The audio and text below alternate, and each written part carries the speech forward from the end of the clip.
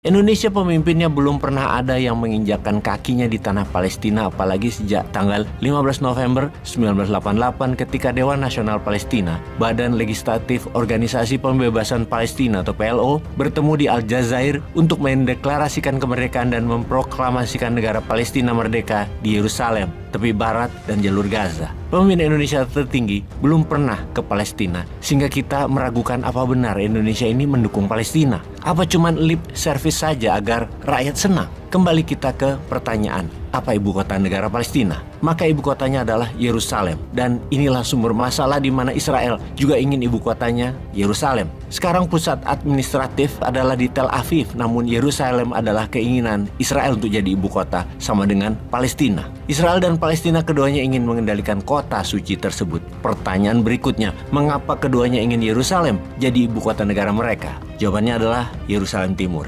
Sisi timur kota Yerusalem di mana ada tembok suci bagi kaum Yahudi, dan di tempat yang sama bagi umat Islam, tempat tersebut merupakan tempat Nabi Muhammad SAW naik ke langit untuk menerima wahyu sholat 5 waktu. Disinilah perebutan karena kedua belah pihak memperebutkan tempat yang sama. Lokasinya ada di satu kompleks, di satu klaster.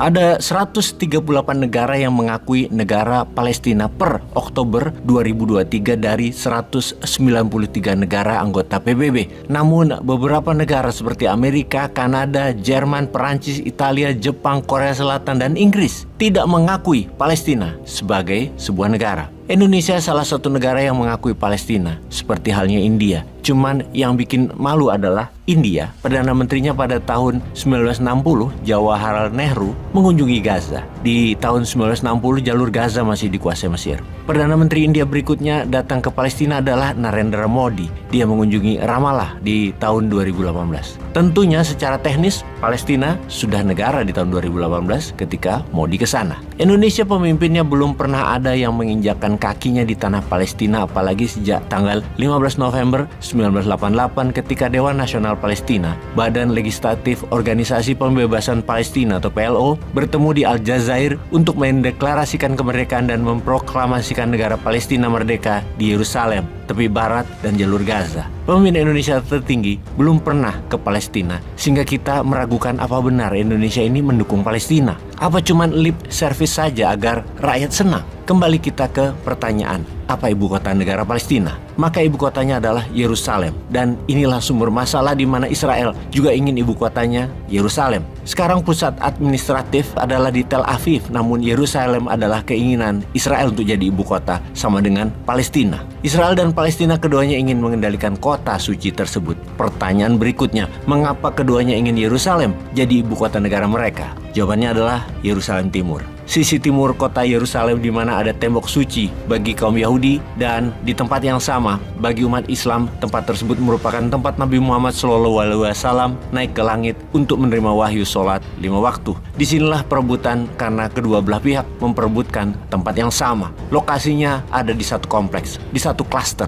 Saat ini Jordan adalah kustodian atau pemelihara Masjid Al-Aqsa, namun Israel yang mengendalikan akses masuk menuju compound atau klaster tersebut. Hal inilah yang memperumit hubungan umat Muslim dan Yahudi. Pertanyaan berikutnya, siapa yang memerintah wilayah Palestina? Kita coba sederhanakan pertanyaan yang rumit tentang hubungan Israel-Palestina. Israel mengumumkan kemerdekaan pada tahun 1948. Itulah negara Yahudi tercipta akhirnya. Dilanjutkan perang selama setahun melawan 5 negara Arab yang dimenangkan pihak Israel, yang kemudian memberangus 500 desa Palestina dan warganya diusir besar-besaran. Sebagian sampai melarikan ke luar negeri menjadi diaspora Palestina. Peristiwa malapetaka warga Palestina itu dikenal dengan nama Nakba. Waktu itu warga Palestina diusir tanpa tahu kemana mereka harus pergi. Para diaspora Palestina yang berada di luar Palestina membuat partai pergerakan politik bernama Fatah yang didirikan di Kuwait pada tahun 1959.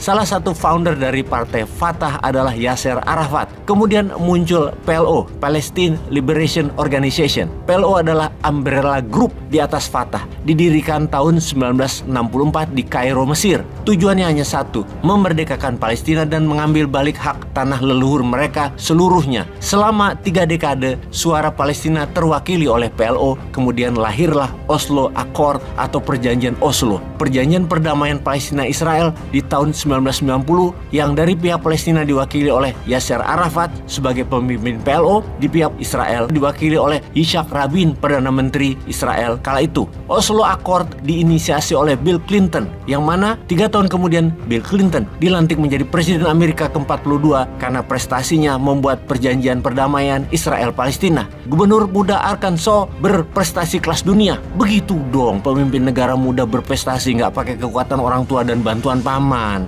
Wes, jangan dibawa kemana-mana pikirannya ya. Kita lanjut. Harusnya perjanjian Oslo adalah game changing untuk perdamaian jangka panjang di Palestina. Solusi 2 negara, Israel dan Palestina, di mana secara administratif Israel diwakili oleh pemerintah dan Palestina diwakili oleh badan bernama Palestinian Authority. Para pihak seharusnya bersepakat, namun hal itu tidak pernah terjadi untuk mendapatkan satu kesepakatan. Perjanjian damai Oslo terancam bubar. Lalu muncullah pemberontakan di awalnya di tahun 2000, seperti misalnya Palestina protes atas apa yang dikerjakan Israel yang terus menggusur wilayah perumahan Palestina, di mana mereka Palestina kemudian menyebut sebagai intifada kedua gerakan pemberontakan tersebut. Mengapa kedua? Karena yang pertama disebut intifada pertama adalah di tahun 1987. Puncak perlawanan tersebut adalah PLO menyatakan kemerdekaan Palestina di tahun 1988. Intifada kedua ini puncaknya di tahun 2000. Penyebabnya adalah Ariel Sharon, Perdana Menteri Israel waktu itu, yang mana Ariel Sharon mendatangi Masjid Al-Aqsa selama 45 menit yang menimbulkan kemarahan warga Palestina, yaitu Yahudi masuk masjid. Terjadi baku tembak dan saling serang yang menewaskan 1.000 warga Israel dan 3.200 warga Palestina. Peristiwa intifada kedua adalah puncak bubarnya perdamaian Oslo, tentunya menggeser tujuan utama dari perdamaian menjadi pertahanan dan keamanan masing-masing negara. Di tahun 2004, Yasser Arafat meninggal, yang kemudian Palestina dipimpin oleh Mahmud Abbas yang hingga saat ini masih jadi presiden Palestina. Apa yang terjadi pada pemilihan umum di tahun 2006? Ini penting. Inilah masa yang membuat Palestina terbelah jadi 2, yaitu West Bank tepi barat dikuasai oleh PA Palestinian Authority, Gaza Strip dikuasai Hamas karena Hamas menang pemilu di Gaza. Hamas artinya Islamic Resistance Movement atau gerakan perlawanan Islam terhadap Israel, adalah partai politik yang memiliki sayap militer Al-Qassam. Hamas sendiri dibentuk tahun 1987, di mana intifada pertama yang membentuknya adalah Ikhwanul Muslimin di Mesir sebagai penggerak utamanya. Berbeda dengan PA, maka Hamas tidak mengakui keberadaan negara Israel. Hamas menentang perjanjian Oslo. Ada sebuah fakta di mana di awal tahun 1987 Hamas didukung oleh Israel dengan tujuan melemahkan PLO dan mengurangi kekuasaan PA Palestinian Authority. Menangnya Hamas di Gaza di tahun 2006 sesungguhnya ada campur tangan Israel yang besar. Kemudian PA mengajak kerjasama namun ditolak oleh Hamas, sehingga keributan antar keduanya menyebabkan tewas warga Palestina puluhan orang, yang akhirnya mulai saat itu Palestina terbagi 2 wilayah. Gaza di bawah Hamas, West Bank dikendalikan PA.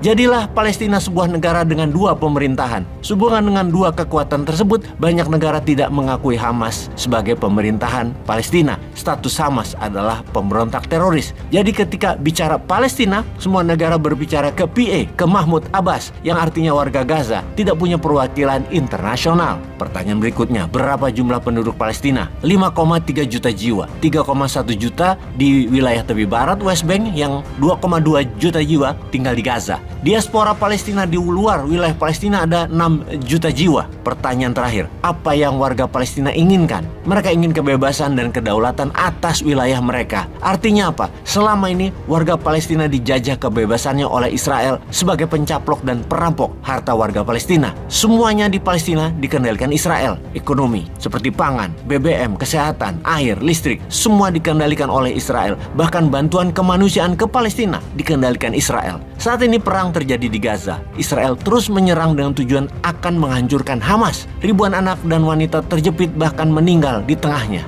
Sahabat, semoga informasi ini bermanfaat menjawab banyak pertanyaan tentang Palestina.